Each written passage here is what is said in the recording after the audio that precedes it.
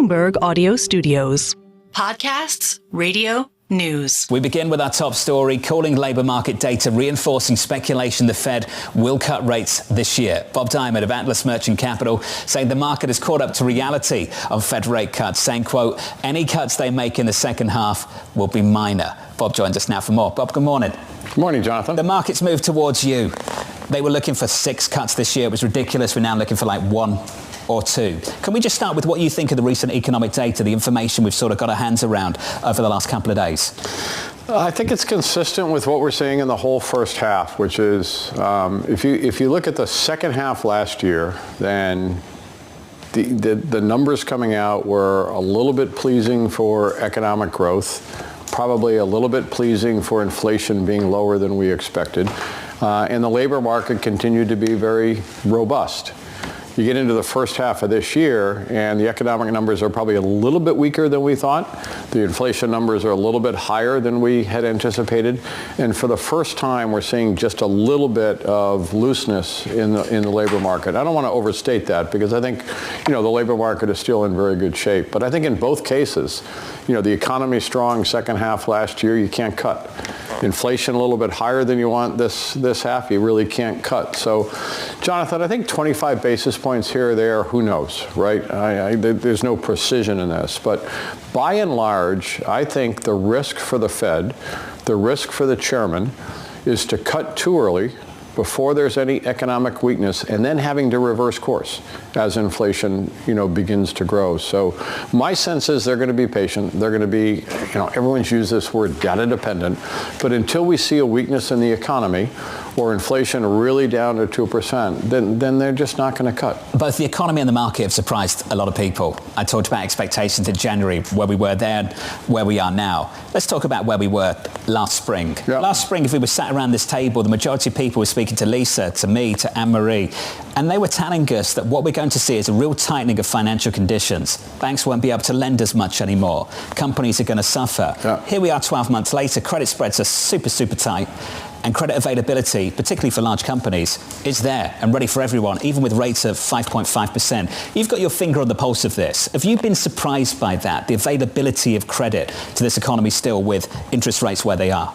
By and large, no. And I think sometimes there's an advantage to travel. A lot of times there's not. But I spend a fair amount of time in the Middle East and in Asia. And when you listen to people there looking at what's going on in the U.S., it was, okay, waited too long on taming inflation, raised rates 550 basis points in 9 months. We all know the economy is going to collapse, and it's kind of like, really? Like the economy is still there, the labor market is still there, and it's so clear to me that we have such a competitive advantage in this country with the depth and breadth of the financial services industry, and I think it's a real asset. Europe doesn't have it. China doesn't have it. Hedge funds, venture capital, private credit, all of these ways to get credit into the economy, into small businesses, into middle market businesses. We have many investments with Cascadia in Seattle and Austin, with Marshberry in Cleveland, investing in advisory platforms for middle market in family-owned businesses. And it is incredible how many angles we have to get credit out into the economy in this country relative to other countries. And I think it has, I think looking at the U.S. from outside, there's real admiration for how did we manage this with 550 basis points in 9 months and the economy has stayed relatively stable. There also is a question underpinning that, which is how effective is Fed policy and really having any influence whatsoever on credit growth, et cetera. There's a theory that the economy has just been a whole lot more resilient to rates as they go up to 5.5%. Is anyone talking about how rate cuts won't necessarily have any effect whatsoever on the economy also, especially just peripheral ones, because of all of this credit creation already in the system? I think there's a lot of people that have an axe to grind. If you're in commercial real estate, you want to see rates come down for kind of the sector that you're in. But you mentioned history, Jonathan. Yeah. If we take a more historical look, since 2008, the great financial crisis, 2008 until the Fed started raising rates, Fed funds averaged just under 1%. If you look at 2, 3, 4 decades prior to 2008, Fed funds would have averaged about 4%. So I think we're in a much more normal environment right now. And I think the worst thing that could happen is that we saw the Fed, if the Fed starts aggressively cutting rates, it's going to be because the economy is weak. And so that's not necessarily good news. So we're not rooting for Fed rate cuts, but we do think, if you look out over the next couple of years, rates in the 4 to 4.5%, 4.5 to 5% range is probably the logical explanation. A bit lower than here over time, but not below 4%. We've been talking about is good news, bad news, bad news, bad news, bad news, good news. For smaller companies, it has been bad news regardless, it seems like, over the past couple of weeks. And for small banks, regional banks as well, in particular, the KBW index is down some 12% on the year, really down sharply over the past couple of sessions. Do you think that rate cuts will eventually be positive for these shares, or do you think that there's some sort of structural issues with holdings and other potential challenges that just make it bad news is bad news for them no matter what? We have a strategy to invest in regional banks, so I do have a bias here. We see a great opportunity, and kind of if you turn that on its head and say you're a strong regional bank, you've addressed your capital issues, and we all know that higher interest rates were impacting their treasury portfolios, as they have for every bank, and they've impacted loan provisions. But let's just, pick an example of an investor like us investing in a strong regional bank, so the capital levels are fine, there's no issues with a portfolio, and then look forward. You're really doing well with interest rates at this level. Higher interest rates are really good for banks, and it's been a long time since we've seen loan demand like this.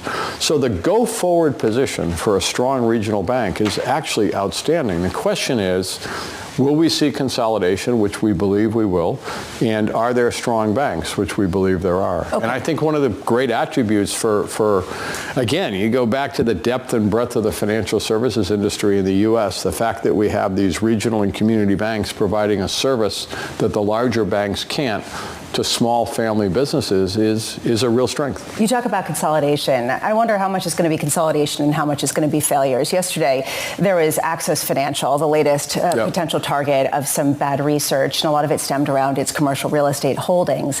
Some people argue that lower rates will actually cause property prices to go down because it will allow more sales to kind of get unleashed in the market. Do you think that there's going to be a rash of failures, that basically it's sort of like people sniffing out cockroaches, and if they smell something that's not okay, they just pull their money, and that's sort of a self-fulfilling prophecy? Do you expect that kind of activity to sort of come back? Well, I think in our view, one thing that is certain is that since 2008, when the regulators and the political leaders claimed that we will never see too big to fail again, the larger banks in the U.S. have gotten bigger, more concentrated, closer to government, and far more systemic. So they're safe. The economy is good. But it's in no one's interest to allow the larger banks to continue to acquire the smaller banks. What we think is appropriate is that we strengthen some of the strong regional banks, whether that it's the capital markets, whether it's Atlas Merchant Capital doing investments, to give them the capital levels that are necessary for them to acquire some of the banks that I think are too small to succeed. Really, really good banks that have been more like community banks that have had good, solid ROEs for decades. But in this environment with the shock in rates, they have to adjust their treasury portfolio. With the loan loss provisions, they have to adjust that. And the thing that is more permanent is the regulatory intrusion post-SVB will increase their costs around technology and KYC. So we do see an environment where consolidation is a positive and a natural as opposed to weekend failures and big banks taking them over at the last second. We started this conversation by talking about some of the misconceptions people had from the outside looking in, from outside of America looking inside America. From inside the financial system, what do you think is the biggest misconception that people in Washington have about the world you work in? I think they misunderstand what has happened over the last 14, 15 years since the financial crisis with larger, more concentrated, more systemic, the big four, the big eight, if you look at the top banks. I think, between the top 2 or 3 banks of Wells Fargo and Bank of America and JP Morgan, it's over 50% of the deposits. And we saw a recent report where if you take 4,500 banks in the U.S., JP Morgan alone is 20% of the profitability. So banks are more concentrated. And I think what they're missing is the value to the economy of having a strong, robust regional and community banking sector. And I think for us, that is an opportunity over the next couple of years. And I think the thing that is really, really key here that people miss is the go forward. If you are a healthy bank, the go forward with higher interest rates and loan demand is outstanding. The question is, are you ready to be investing and are you ready to be lending? Bob, we've got to talk about November. All the concerns that people are talking about, trade, tariffs, the erosion of governance. Lisa was talking about that a little bit earlier this morning. What are you concerned about? What's on the radar for you going into 25? So I think, Jonathan, if there is a dark cloud, and I've been pretty positive when we were talking earlier on the depth, the breadth of the financial services industry here, the strength of the U.S. economy, the strength of the U.S. dollar relative to other. If there's a dark cloud, it's the debt levels. When President Trump started his first term, so 7.5 years ago, between then and now, during the 4 Trump years and the 3.5, if you will, Biden years, the debt of this country has gone from 20 trillion to 36 trillion. And you can't say that was a bad economy. It was kind of a Goldilocks moment, right, of 7.5 years of a strong economy. So where are we going to go? It's not in the markets right now, Jonathan and Lisa. I don't think it's talked about a lot. But if there's a dark cloud over the next couple of years, it's how are we going to manage, what changes are we going to make? I think the second piece of it is, no matter who is elected president, out as far as we can see, what president is going to come in and say, no more debt? It's kind of been the easy solution to spend. So I do worry about it. I think it's out there somewhere. Is it a year away? Is it 3 years away? Is this comes back to be an impact? I'm not sure, but I'm a little bit surprised it's not talked about more in the markets. So. Well, we talk about it plenty, probably too much, some people might say. We talk about it pretty much on a daily basis, and Steve Eisman of Neuberger Berman, I just can hear him if he were sitting over there. He'd say, this is all hogwash. People have been talking about this for 40 years, and they've been wrong. They've been late. I mean, it's not going to happen for 20 years, 30 years. It could happen, and then it doesn't really matter. It shouldn't be baked into the markets. Do you agree? No, I mean, I think I do think that there's going to be consequences of the debt levels, and I think going from 20 trillion to 36 trillion, and economists will give you all kinds of different percentages of it's too high, and it's become a significant burden in terms of the balancing the budget each year. So. I think it is going to have an impact on the U.S. economy over time, and I think it's going to have an impact on tax policy and other things. It's not discussed much in the market today. How do you see it playing out? You've got some experience in the United Kingdom. We all do over the last couple of years, particularly all focused on what happened with Liz Truss. How do you see this ultimately playing out? Just a slow game where they've got to slowly respond to this and show the market they're serious about it? Or is it something where you see the market start to reject the policies that come out of the White House? Listen, right now the dollar is very strong. I think, I don't have the data exactly, but I think we're at an all-time high, relative to most competing currencies. And I think one of the implications, if I'm correct, that the debt levels are too high in the U.S. would be, is there an alternative to the dollar? And it's a legitimate question, but there is no legitimate alternative. Where are you going to go? I mean, Europe. I remember, Jonathan, in 1992 when I was with Morgan Stanley, we did the first euro-wide European currency bond for, of all people, the Bank of England. There was a lot of hope that you'd have a single bond market across Europe. But today, you do euro bonds for Italy. You do them for Germany. You do them.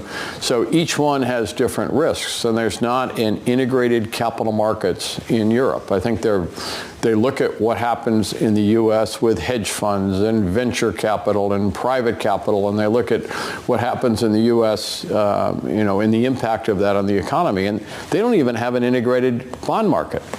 If you look at China, they have absolutely no interest in the transparency or convertibility that's required. So I think it's a very, very legitimate question to look at an alternative for the dollar, but there is no legitimate alternative. So, and that's the problem. Yeah. When it hits the fan, what are you going to do? Bob, this is fantastic. Always great to see you, sir. Thank you. Good to see you, Jonathan. Bob Diamond of Atlas Merchant Capital.